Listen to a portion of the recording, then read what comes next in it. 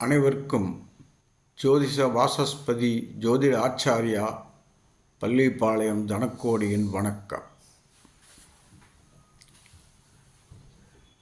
நாம் ஜோதிடத்தில் விதிகளை பார்த்து வருகிறோம். அந்த வரிசையில் இன்று வியாபாரத்தில் யார் சிறந்து விளங்குவார்கள், அதற்கான ஜாதக அமைப்பு என்ன, கிரகங்கள் எப்படி இருக்க வேண்டும் என்பதை பற்றி பார்ப்போம்.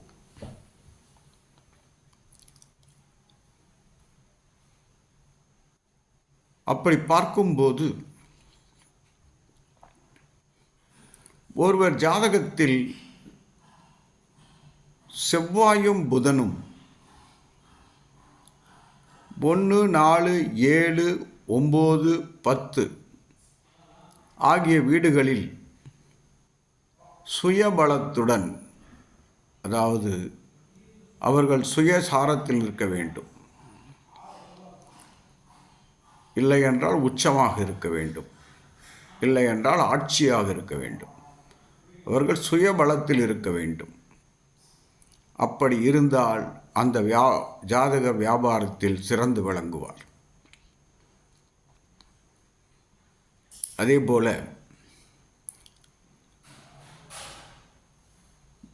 ஜாதகத்தில் வியாபாரத்திற்கு காரகரான புதன் இருக்கும் இடத்திற்கு,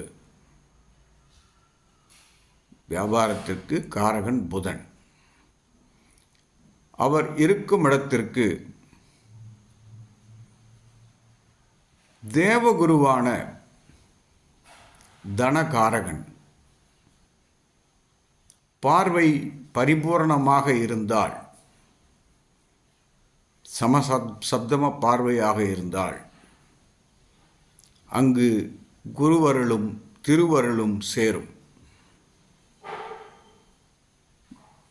எனவே ஜாதகரின் வியாபாரம் மேலும் மேலும் வளர்ந்து அவர் நல்ல நிலையில் அடைவார், பெரிய தொழிலதிபர் ஆவார். அதேபோல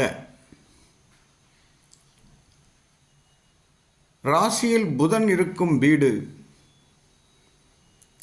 கன்னிராசியாகி, நவாம்சத்திலும் கன்னிராசியில் புதன் இருந்தால், அதாவது புதன் வர்க்கோத்தமம் பெற்று அமர்ந்திருந்தால் அது கன்னிராசியாக இருக்க வேண்டும். மிதுன ராசிக்கு இது சொல்லப்படவில்லை, கன்னிராசியாக இருக்க வேண்டும். அப்படி இருக்கும்போது இந்த ஜாதகர் வியாபாரத்தில் ஈடுபட்டால் பன்மடங்கு லாபம் பெறும் வாய்ப்பு உண்டாகும்.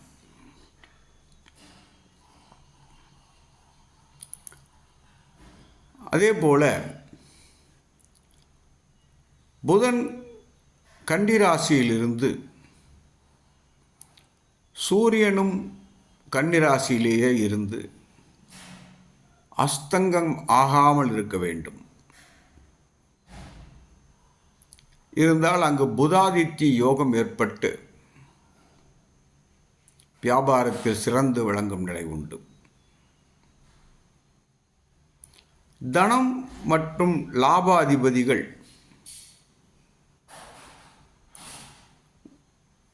கேந்திரஸ்தானங்களில், அதாவது 1, 4, 7, 10 ஸ்தானங்களிலோ அல்லது திரிகோண ஸ்தானங்களில், அதாவது 1, 5, 9 பலமாக, அதாவது உச்சமாகவோ ஆட்சியாகவோ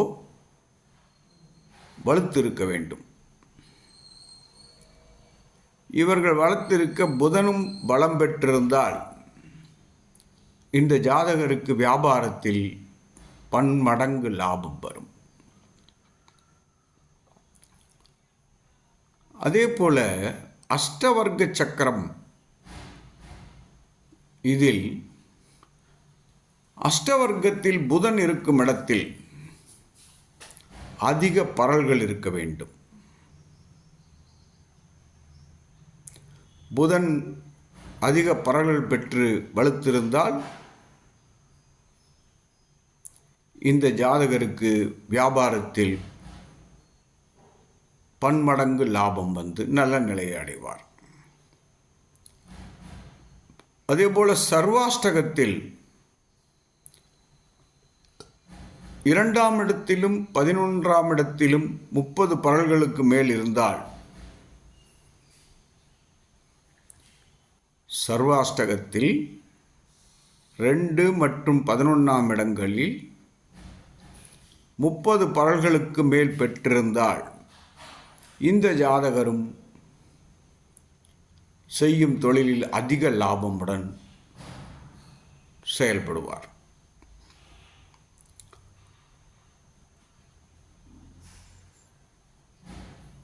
தொழில் ஸ்தானம் என்பது 10ஆம் இடமாகும். இந்த 10ஆம் இடம் என்பது லக்னத்திற்கு 10ஆம் இடத்திலோ, ராசிக்கு 10ஆம் இடத்திலோ, சூரியனுக்கு 10ஆம் இடத்திலோ புதன் இருந்தால் இந்த ஜாதகருக்கு வியாபார சிந்தனை மட்டுமே ஓங்கி நிற்கும். இவர் சொந்த தொழில் செய்யவே முற்படுவார். 10இல் புதன் வலுப்பெற்றிருந்தால் இவருக்கு பிடித்தமான தொழிலையே இவர் செய்வார். அப்படி செய்யும்போது மேற்சொன்ன விதிகளும் பொருந்தி வருமேயானால் இவர் தொழிலில் சாதிப்பார், அதிக லாபம் சம்பாதிப்பார். அதே போல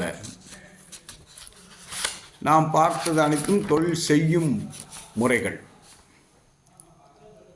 நாம் ஜோதிடத்தில் ஒரு சிலரை கண்டிப்பாக தொழில் செய்யக்கூடாது என்றும் சொல்லுவோம். அது ஏனென்றால்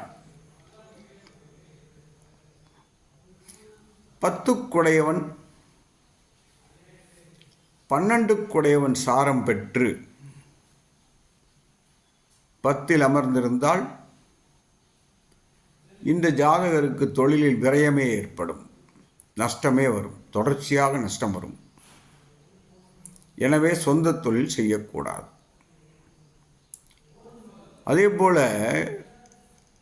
நீங்கள் கேந்திர ஸ்தானங்களை கவனிக்கும்போது 4ஆம் இடம் உபயஸ்தானமாகி உபய ராசியாகி அதில் உள்ள கிரகம் நேர் 7ஆம் வீடான 10ஆம் இடத்தை பார்க்கும். அதில் அஷ்டமாதிபதி இருந்தால் தொழிலில் நஷ்டம் ஏற்படும்.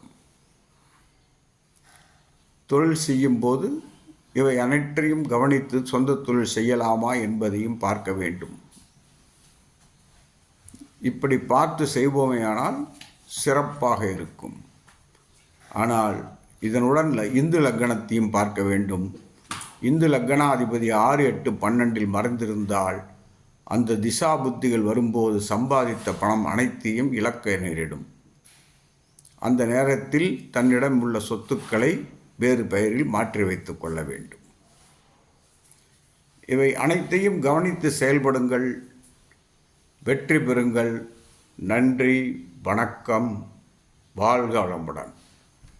ஜோதிடம் பார்க்க என்னை அழைக்கலாம். எனது ஃபோன் நம்பர் 93 64 11 12 94 மற்றும் 94 87 31 33 00. அதாவது 9364111294 மற்றும் 9487313300. வாழ்க வளமுடன்.